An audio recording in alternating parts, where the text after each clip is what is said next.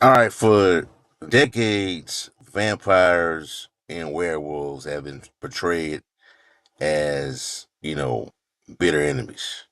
Especially, I would say around, to me, I kind of got introduced to this through Underworld around the 2000s when I saw that movie. And then from there, it kind of just, in the growth of social media, you start seeing like a vampire versus werewolves kind of narrative being pushed.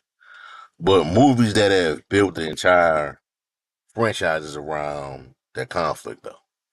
Books have, books have depicted them as opposing supernatural factions, right? Video games have turned them into rival species, locked into ancient wars that span centuries, like Underworld. But have you ever stopped and asked? Have you ever asked? Where this rivalry actually came from? Where did it ever start at? It was on the road to start of that rivalry, or is it something that kind of been in the background a while back, or something that just even ancient? Was there some kind of ancient legend that established vampires and werewolves as mortal enemies, or is the entire conflict something that was created much later? So today we're gonna explore the origins of one of the horror genre's most famous rivalries and examine, how two completely different monsters became linked together in popular culture. So this is D. Watts here, Strike Seven Network, author behind Bayou Blood, the web series, and The Black Ghost. And I'm just gonna kick things off right away. So when most people think about vampires and werewolves, they immediately, picture conflict. They picture, rival clans, ancient wars, supernatural blood feuds, and creatures battling, beneath, the full moon. But here's the truth, though, surprising truth of it. The rivalry between vampires and werewolves is largely modern invention, you know. In traditional folklore, these creatures rarely interacted, according to what I've looked up. In fact, vampires and werewolves originated from entirely different fears and cultural traditions. So to understand how the rivalry began, we have to first understand what each monster originally represented. So for the vampires, let's start off with them first. The vampire has long been associated with death, disease, and corruption. Throughout European folklore, stories emerge about the dead returning from the grave to prey upon the living. These creatures, weren't romantic vampires that we kind of see in the genre today. They were, terrifying creatures. Um, the vampires, they represent the unnatural. You know what I'm saying?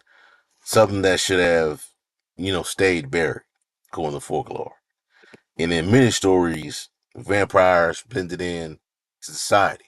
It's pretty much how it's basically been in vampire movies I've watched, most of them, if not all. They manipulated people, they deceived victims, they fed quickly from the shadows, and over time, the writers of whatever the story was, the movie, books, whatever, expanded on the concept. So the vampire evolved into a creature associated with intelligence, sophistication, immortality, and power. So the vampire became a predator that relied on patience. If you ever, and I think that's true. Its greatest weapon wasn't physical strength like a werewolf; it was control. So let's segue over to the werewolves. All right. Unlike the vampires, werewolves weren't connected to death. They were connected to transformation, loss of control, animal instinct. The werewolf myth explored one terrifying question though. What happens when a human being becomes a predator?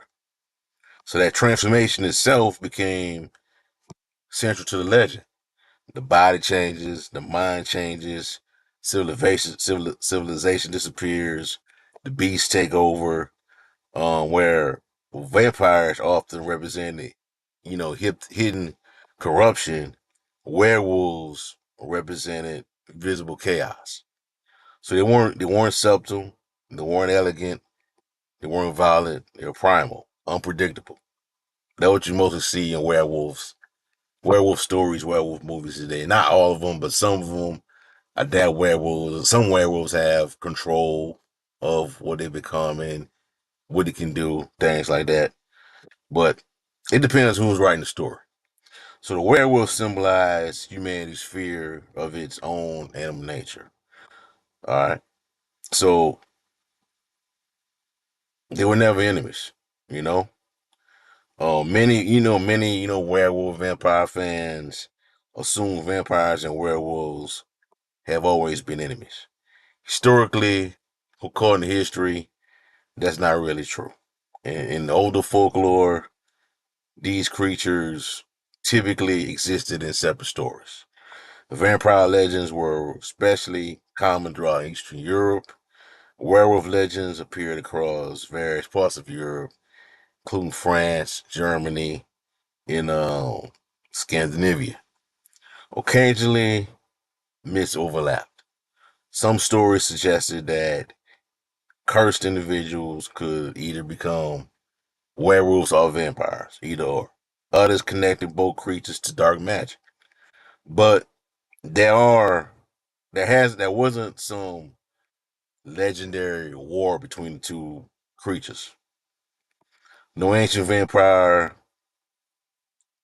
there wasn't no werewolf pack fighting a vampire, clan or whatever they call their um large groups. There was none of that.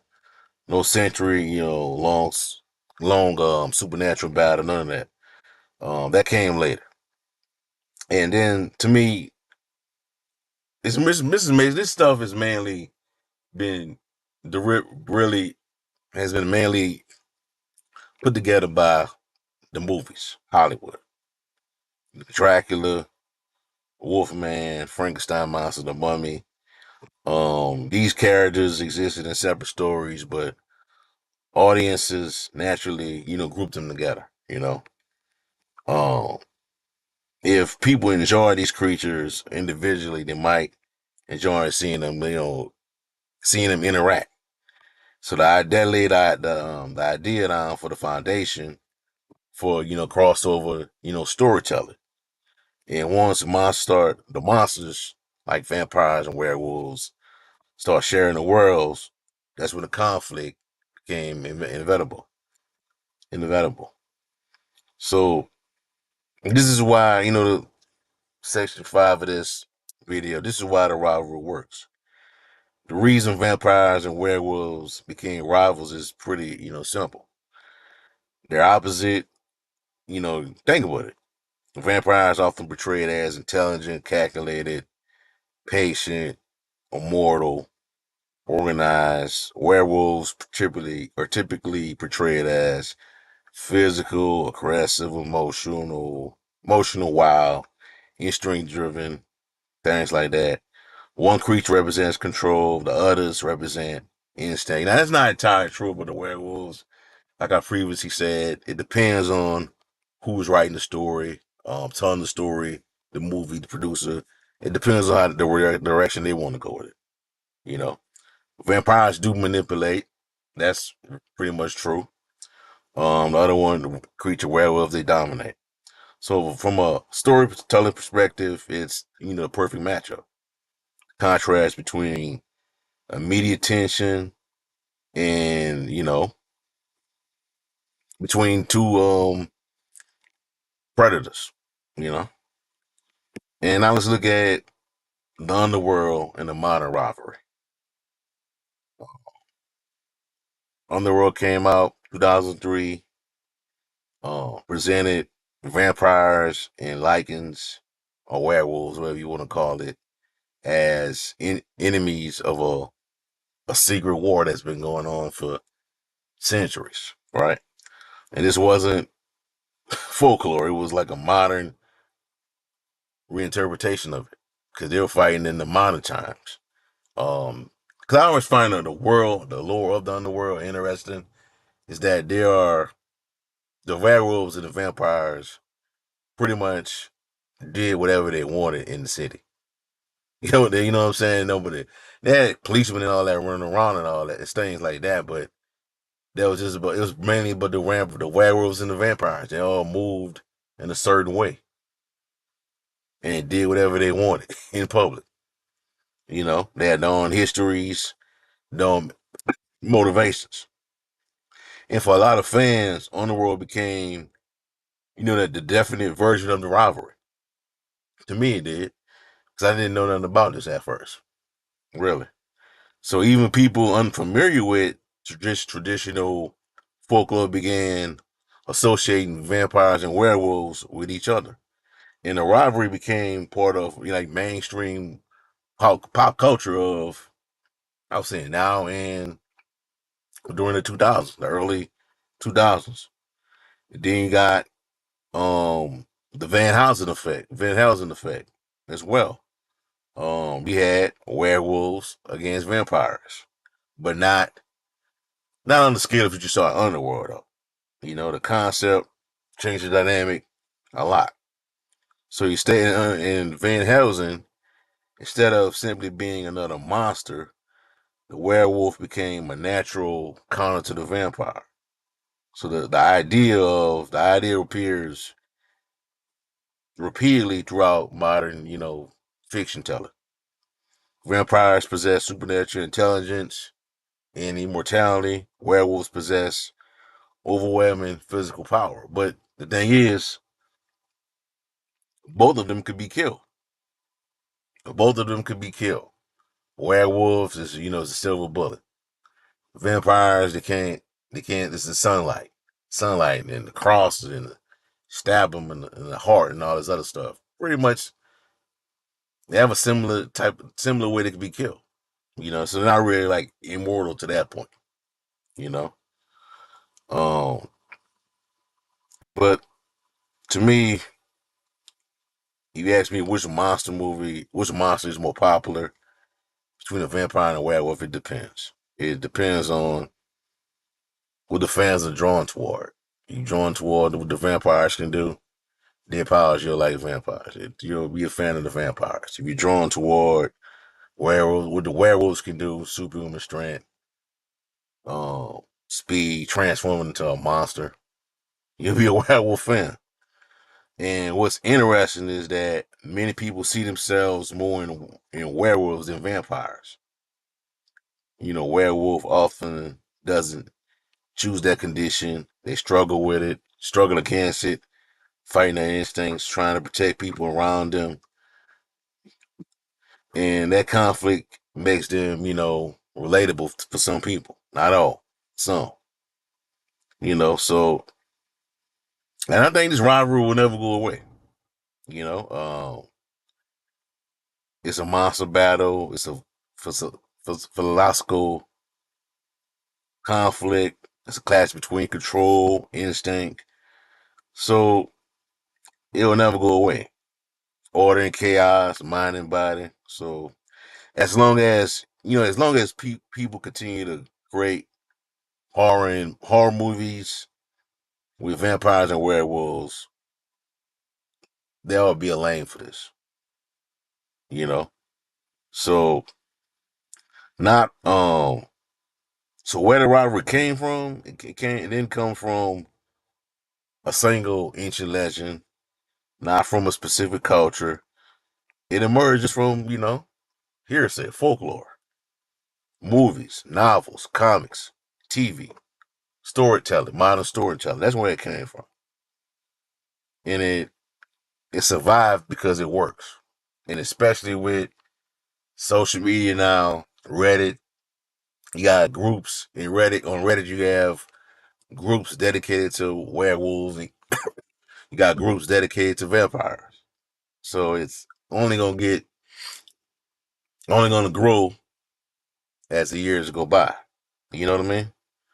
So together, these two creatures they create one of the most enduring rivalries, I think, in horror history, horror storytelling history, regardless of whether that be movies, books, whatever.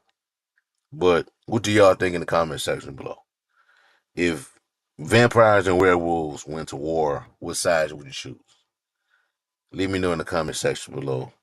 If you enjoyed this video, make sure to like, comment, subscribe to the channel, turn on the notifications for more videos, and check out Bayou Blood, my werewolf series on Patreon.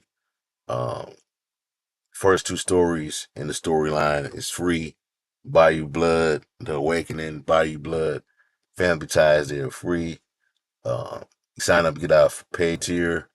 You get all advanced chapters on each new storyline first before that particular story is released anywhere else on the internet. That's Bayou Blood on our Strike 7 Network Patreon page. I have the link in the description box of this video. Have a blessed day. Peace. I'm out.